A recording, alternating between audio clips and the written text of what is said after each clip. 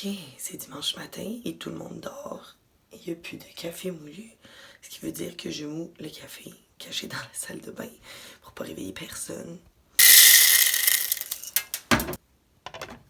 Bonne journée. C'est bon? Hashtag on essaie zéro déchet. Je m'appelle Charlotte, je suis chargée de projet en éco-responsabilité pour l'écoquartier de Mercier-Hochelaga Maisonneuve. Alors mon défi c'était de faire une semaine où je faisais mon épicerie sans emballage.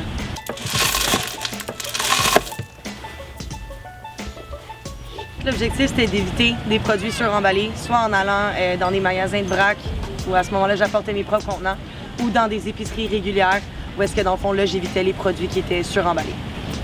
Alors, aujourd'hui, c'était ma première journée où j'essayais de faire mon épicerie sans emballage. J'ai visité quelques commerces de vrac, mais aussi des commerces qui sont pas nécessairement des commerces de vrac, mais qui permettent d'apporter nos propres contenants. Tous les commerces, en fait, étaient très ouverts à ce que j'apporte mes contenants ou mes sacs. On les a pesés avant, puis on a soustrait le poids du contenant de ce que j'ai acheté et j'ai mis dedans. Et dans le fond, il n'y avait pas de problème avec ça. J'ai acheté 2 miches de pain, des pâtes, des fruits séchés et des noix. J'ai trouvé des œufs, le morceau de saumon, du café en grains que je vais pouvoir moudre à la maison, des graines de chanvre et j'ai rempli cette bouteille de bière-là que j'avais déjà avec de l'huile d'olive. J'ai choisi celui-là parce que ça me semblait en fait quelque chose qui allait peut-être être un peu difficile pour moi. Je suis pas du genre à planifier beaucoup mon épicerie, à me prendre d'avance. Donc je voulais vraiment me mettre au défi cette semaine. Alors, aujourd'hui, c'est la 3e journée de mon défi où j'essaie de faire mon épicerie sans emballage. Ça a été un peu plus frustrant que la première journée parce que je suis allée dans une épicerie régulière plutôt que des magasins de vrac. Ce qui veut dire que j'ai quand même eu à éviter certains produits qui étaient suremballés. Par exemple, toutes les laitues venaient dans des sacs en plastique, donc je me suis résignée à ne pas manger de salade cette semaine. Il y avait aussi un présentoir avec des poivrons qui étaient tous emballés individuellement. Donc moi, j'en ai trouvé un qui était sans emballage, mais j'ai trouvé ça un peu particulier que dans la même épicerie, il y avait des poivrons enveloppés de saran wrap et des poivrons qui l'étaient pas.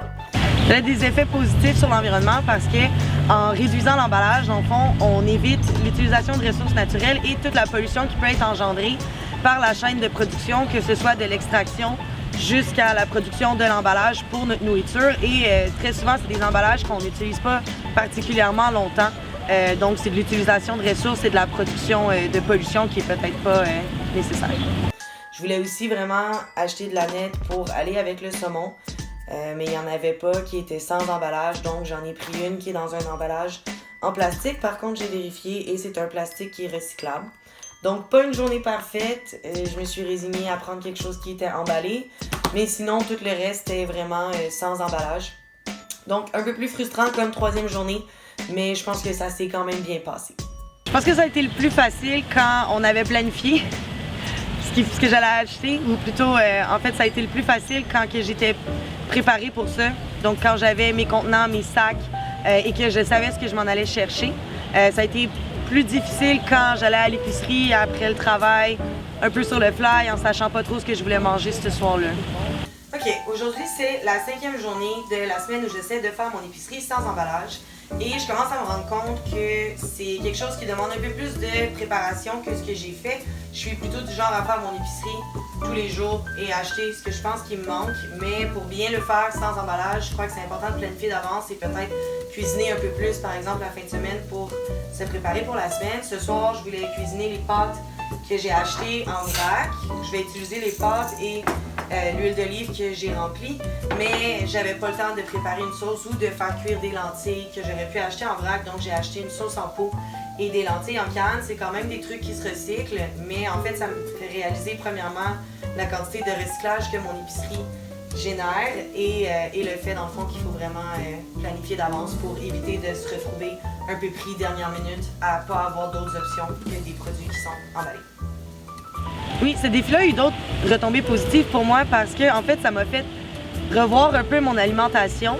J'avais souvent tendance à manger la même chose parce que c'est plus simple comme ça. Par exemple, du poisson, ça faisait très longtemps que j'avais pas cuisiné ça et j'ai trouvé ça vraiment agréable à avoir dans mes lunchs. Donc, je pense que je vais continuer à changer un peu et varier ce que j'achète en épicerie.